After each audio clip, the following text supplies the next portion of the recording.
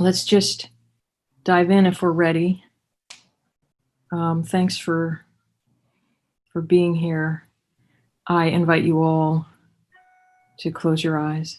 We're going to work with water today. We call to mind the power of water. Yesterday, we spoke about the third ventricle, which is an empty space in the geographic middle of our head. It's a cavity in our brain, the middle of our brain. It's very thin and oval shaped.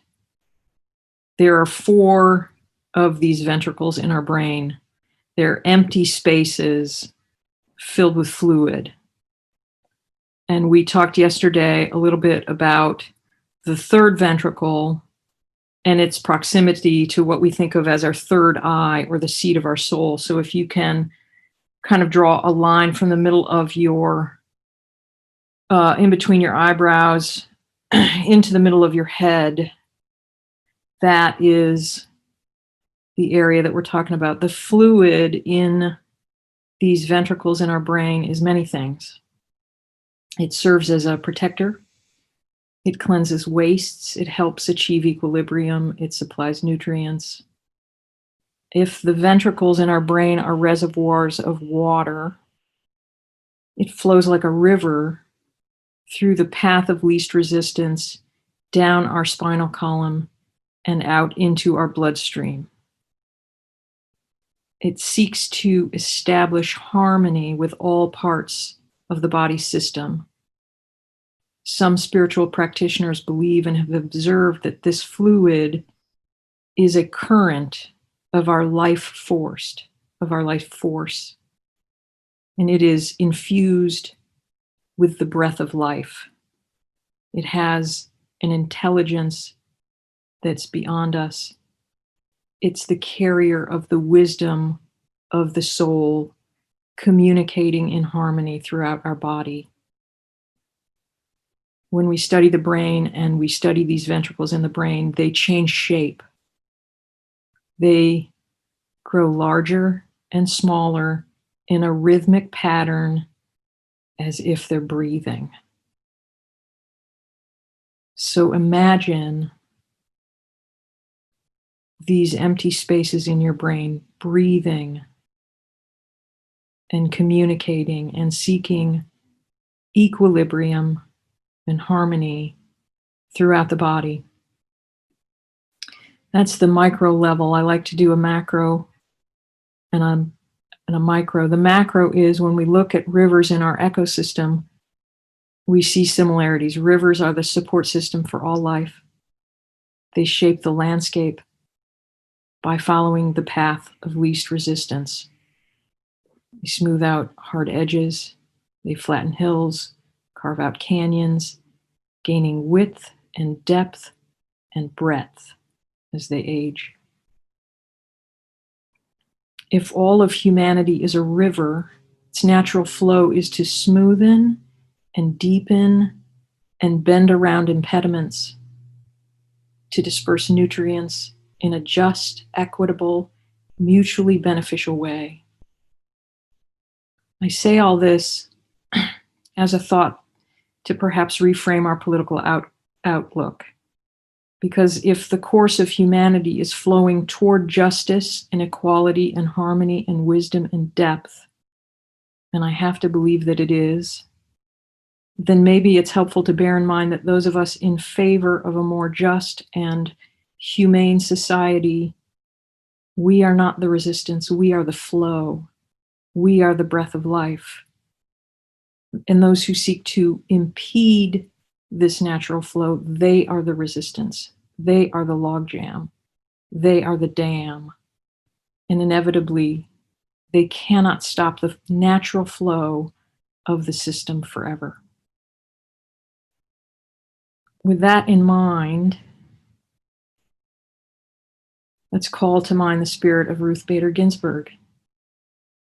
And we welcome her into our energy field.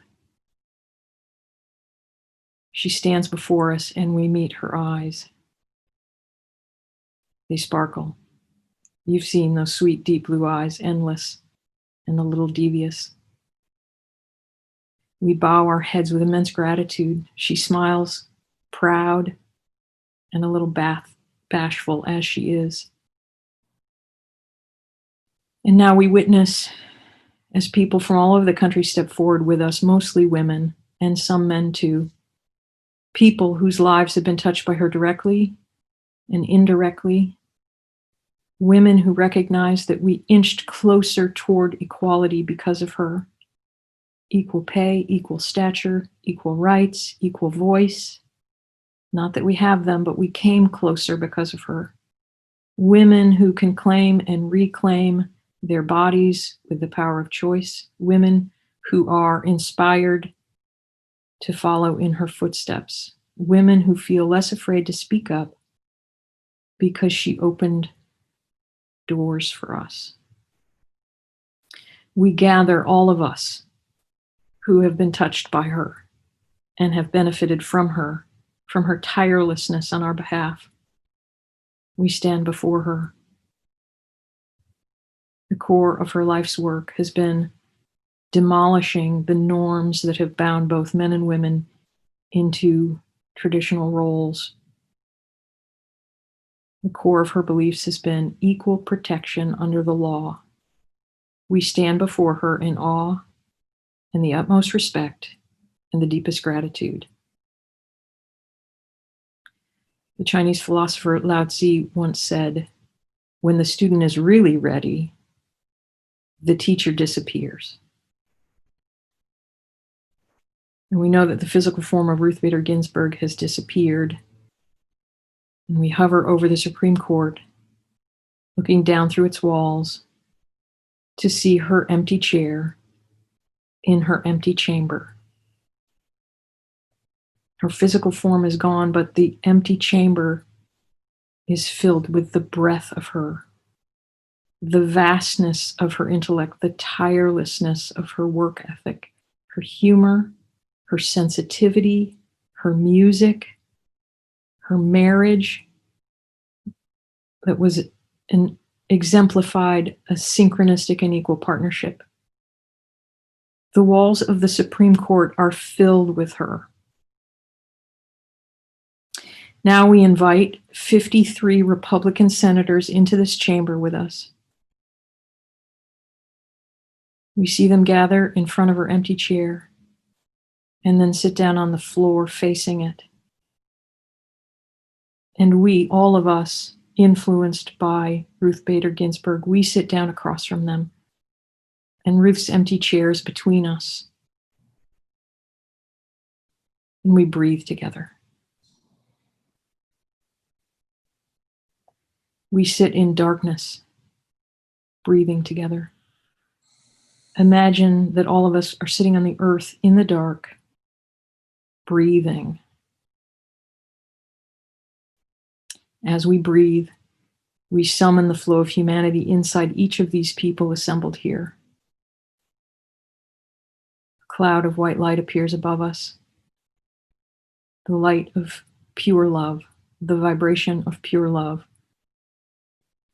Part of this light is made up of the breath of Ruth Bader Ginsburg. We gather Ruth's breath into us, the breath of her life. We breathe this vibration of pure love in through the tops of our heads, into the third ventricle in the middle of our brain, down into our heart, where we stop for a moment, holding the breath in our heart, and then letting it flow down through the rest of our spinal column and out into the earth below. Breathe in again. Do this slowly. Breathe in the light and vibration of love. Imagine a bit of the breath of life of RBG coming into us. Breathe in, imagining 53 Republican senators taking in this breath with us right now, feeling us, feeling her, and elevating to reach their highest selves.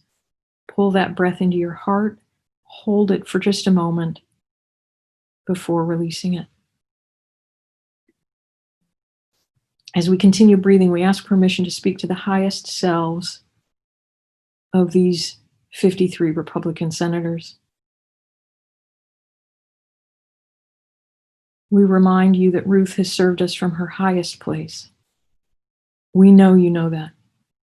We know you know that her voice has changed and shaped and softened and deepened our landscape. You know that her voice has strengthened our humanity. And you know what she's asked of you. Her most fervent wish was that her seat not be filled until after the election. We appeal to the better angels of your nature now and ask that you honor her wish. Can we have at least 4 of you hear this call? Can at least 4 of you find your way to your highest wisdom? Who among you will step into your courage and your heart and your integrity right now and for this vote to fill her seat? We support you in listening to and honor the voice that is whispering to you right now to do the right and honorable thing. We know that there are at least 4 of you who are accessing right now your highest sense of love. We witness a vibrational field of love coursing through your bloodstream and creating a bubble of light around you. As we think of you all this week, we will continue to see and honor this bubble of love and wisdom around you, regardless of your personality or your words. We will look past your humanness and see your light.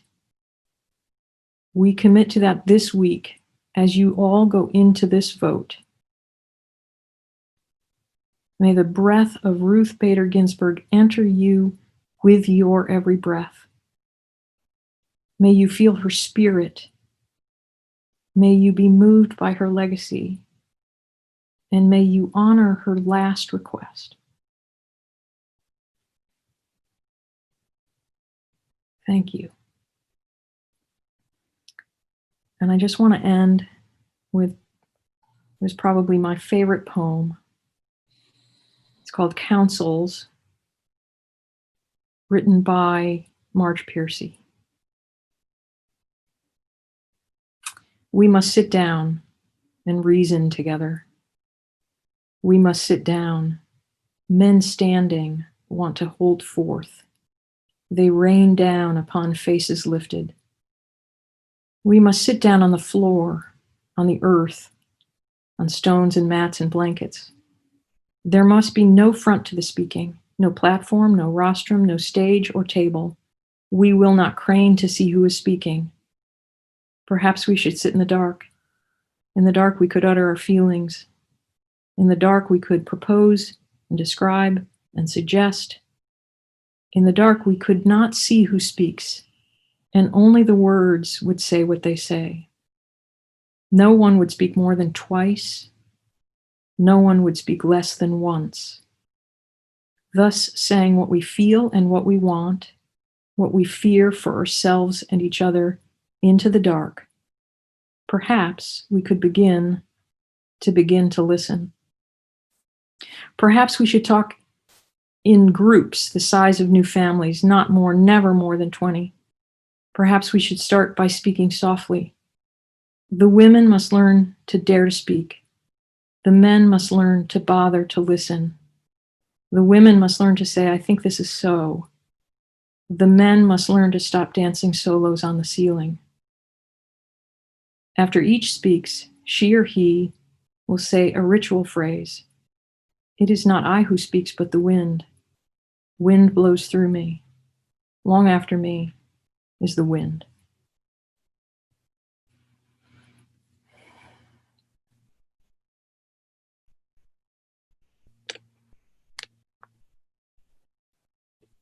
And in your own time, Open your eyes and come back to the room.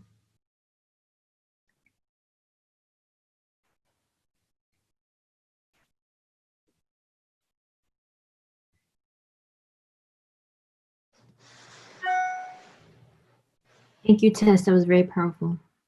It was so beautiful, Tess. Felt that love energy reverberate throughout my whole body. Excellent. Yeah, I really do encourage, regardless of what happens this week and what these people say, just love, love, love them. The birds have vanished into the sky, and now the last cloud drains away. We sit together, the mountain and me, until only the mountain remains. I live my life in widening circles that reach out across the world. I may not ever complete this last one, but I give myself to it.